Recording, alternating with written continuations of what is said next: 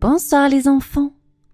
L'histoire de ce soir s'intitule Confession nocturne ou Le vieil homme à la lanterne. Cette histoire, écrite et réalisée par le monde des enfants, va bientôt débuter.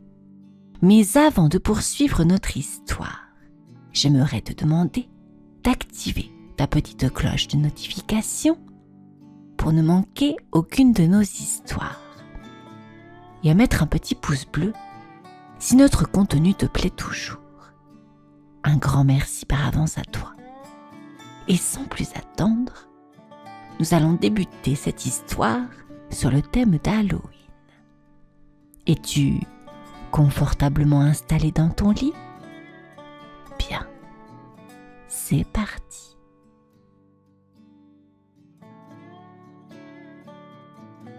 Ce soir-là, l'air sentait la terre humide et les feuilles mortes. Le village entier semblait retenir son souffle, comme si les ombres avaient envahi les ruelles. J'avais 10 ans, et mon cœur battait si fort que j'avais l'impression qu'il résonnait dans ma poitrine comme un tambour de guerre. Devant moi se dressait la maison abandonnée. Immense, sombre, les volets pendaient comme des paupières fatiguées et les murs se couvraient de fissures qui ressemblaient à des cicatrices. Je m'approchai du portail en fer. Il était tordu, mangé par la rouille et me donnait l'impression d'être une gueule prête à me dévorer. J'hésitais. Devais-je vraiment entrer ? Tout le monde au village disait que cette maison avalait ceux qui osaient s'y aventurer. Mais quelque chose au fond de moi poussait mes pieds en avant. Je posai ma main sur le métal glacé. Le bruit grinça dans l'air comme un cri de corbeau. Mon souffle se coupa. J'avais envie de fuir, mais mes jambes me portèrent de l'autre côté du portail.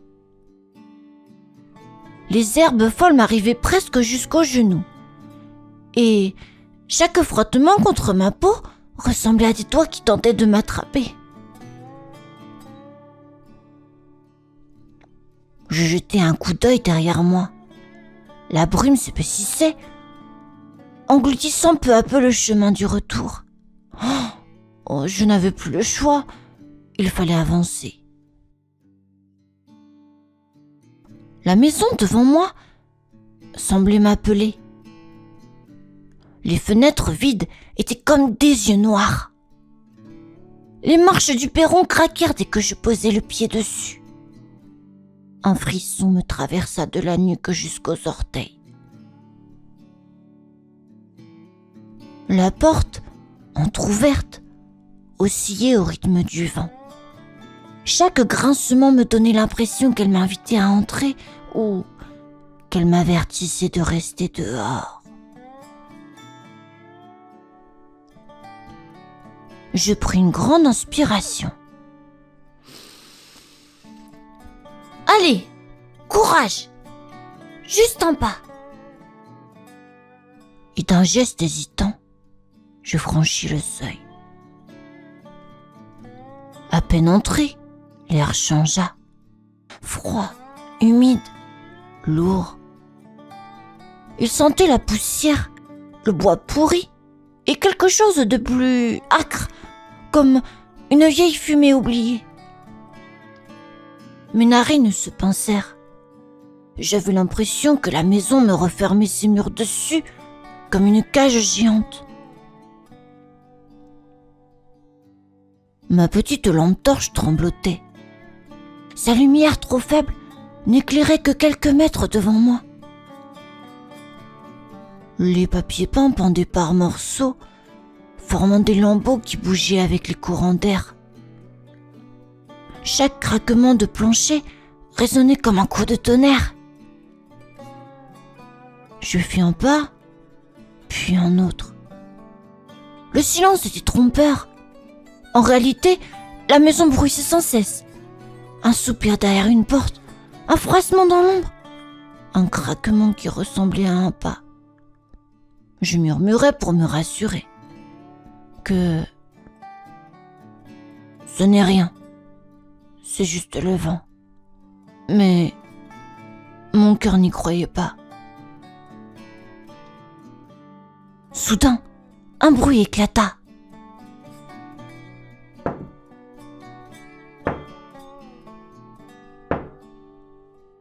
Régulier, comme quelqu'un qui tapait doucement. Je me figeais, le souffle coupé. Le bruit venait du couloir. Chaque porte entr'ouverte semblait m'observer. J'eus l'impression que les murs eux-mêmes retenaient leur respiration, comme si la maison vivait. Je sentis ma gorge se serrer. J'aurais voulu courir, mais mes pieds m'entraînaient vers le bruit. Le couloir semblait interminable. Les ombres dansaient sur les murs comme des silhouettes prêtes à se détacher. Je serrais ma lampe torche si fort que mes doigts blanchirent. Et puis, je vis une lueur, faible, dorée. Elle brillait tout au bout du couloir. Elle n'était pas comme ma lampe électrique, non, c'était une flamme. Je crus d'abord à un feu, mais en avançant, je distinguais mieux. Une lampe à pétrole posée sur une table. Sa flamme tremble doucement, projetant un halo rassurant au milieu des ténèbres. Et, derrière elle, une silhouette immobile, assise, m'attendait. En le voyant, je m'arrêtai net. Mon cœur battait si fort que je crus qu'il allait bondir hors de ma poitrine. La silhouette bougea lentement. Un visage ridé apparut à la lueur de la bougie. Un vieil homme, voûté, les yeux clairs, presque lumineux. Ses mains parcheminées tenaient la lanterne avec une tendresse étrange, comme si c'était le seul trésor qu'il possédait. Je reculai d'un pas, effrayé. Qui êtes-vous ? Sa voix, grave et rauque, résonna dans la cuisine déserte. Pourtant, elle n'avait rien de menaçant. N'aie pas peur, petit. Approche. La lumière protège. Je sentis mes épaules se détendre malgré moi. La chaleur de la flamme semblait chasser le froid qui me rongeait depuis mon entrée dans la maison. J'avançai, hésitant, jusqu'à la chaise en face de lui. Je m'assis. La lampe entre nous deux battait comme un cœur vivant. La flamme dansait, projetant des ombres étranges sur les murs fissurés. « Pourquoi êtes-vous ici ?» demandai-je d'une petite voix. Le vieil homme baissa les yeux vers la lampe. Son sourire était triste. « Parce que je dois parler. Parce que mes mots n'ont jamais trouvé d'oreille. Jusqu'à toi. » Je restais silencieux. La flamme crépitait doucement, comme si elle ponctuait ses phrases. « Écoute-moi bien, » reprit-il. « Ce que je vais te dire est important. Plus important que tout ce que tu apprendras ailleurs. » Je hochai la tête, captivé. Le vieil homme inspira profondément, et, dans la lumière vacillante de la lanterne, commença sa confession.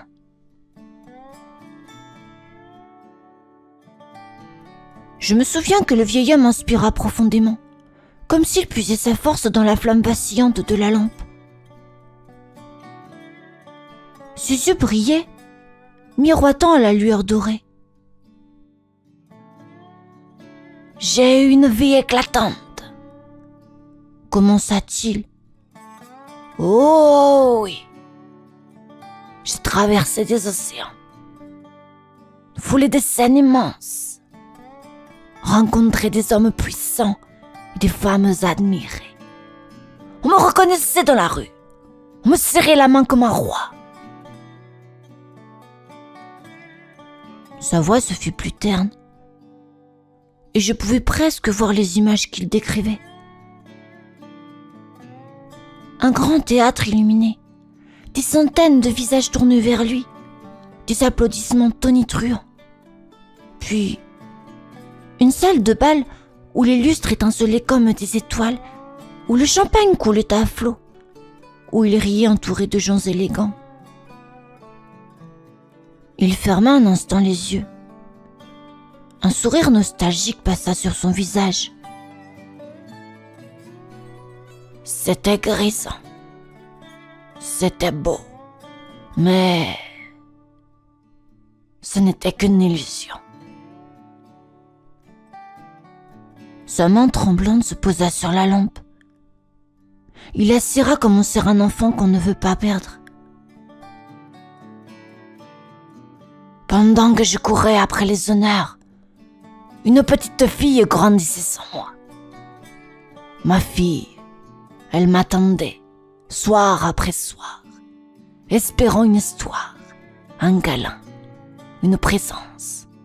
Mais je n'étais pas là. J'étais trop occupée à briller devant les autres. Sa voix se brisa, ses yeux s'embuaient. Je n'ai pas entendu ses premiers mots. Je n'ai pas vu ses premiers pas. Et quand elle est devenue mère à son tour, je n'ai pas su être un grand-père. J'ai manqué l'essentiel. Un silence lourd s'installa. La flamme dansa, projetant sur les murs des ombres qui semblaient se tordre de douleur. « Tu comprends, petit ?» reprit-il d'une voix faible.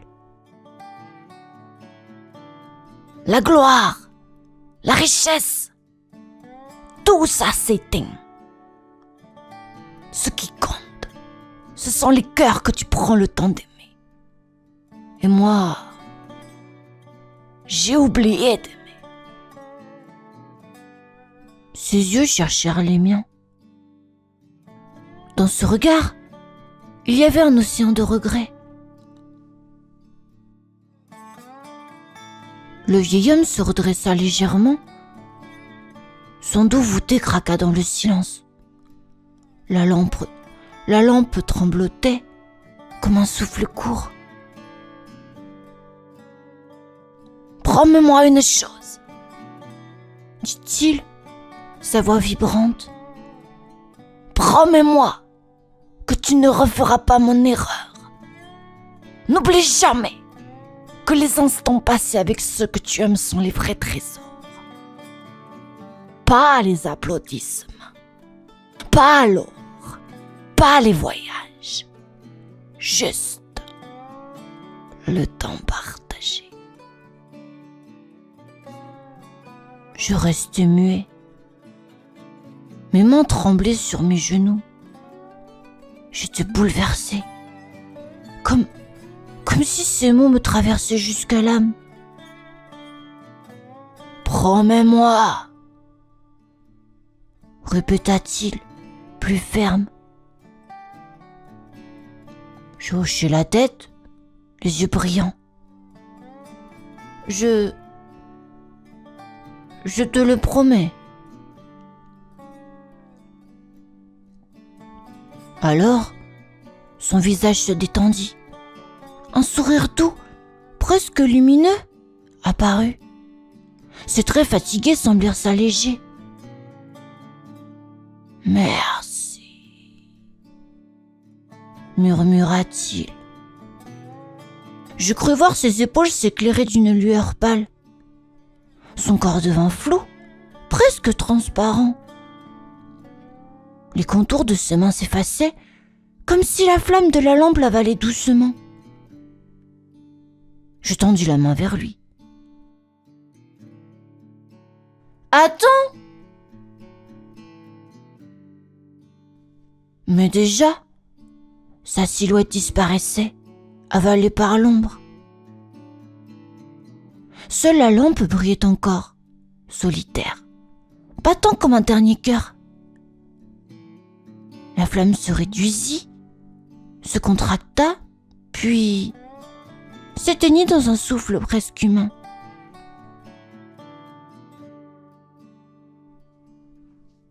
La cuisine retomba dans une obscurité glaciale. Je restai seule, les larmes aux yeux, avec la promesse brûlante dans ma poitrine.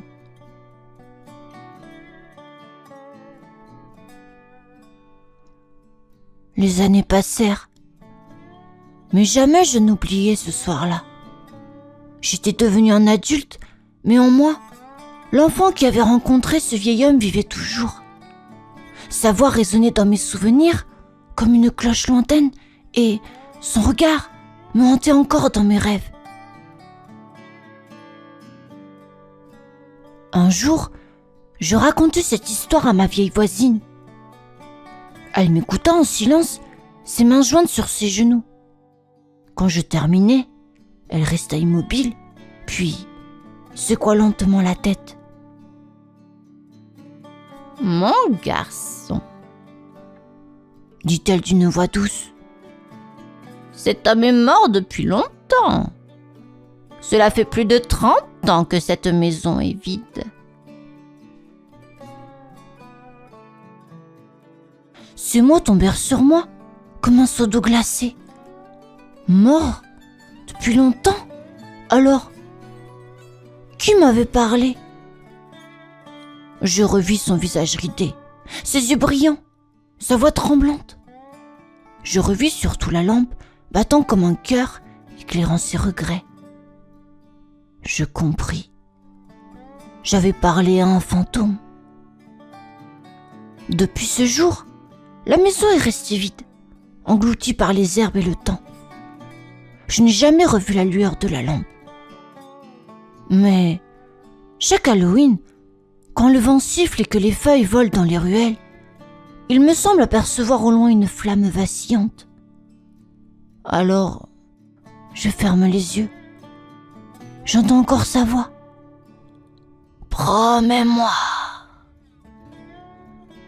Et je sais qu'il est toujours là, quelque part entre les vivants et les morts, cherchant une oreille attentive. Moi, je l'ai entendu et je garde ma promesse. Toujours.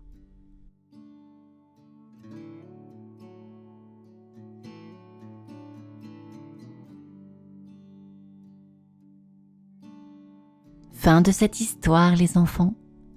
Je vous dis à bientôt et vous souhaite une bonne nuit. Au revoir.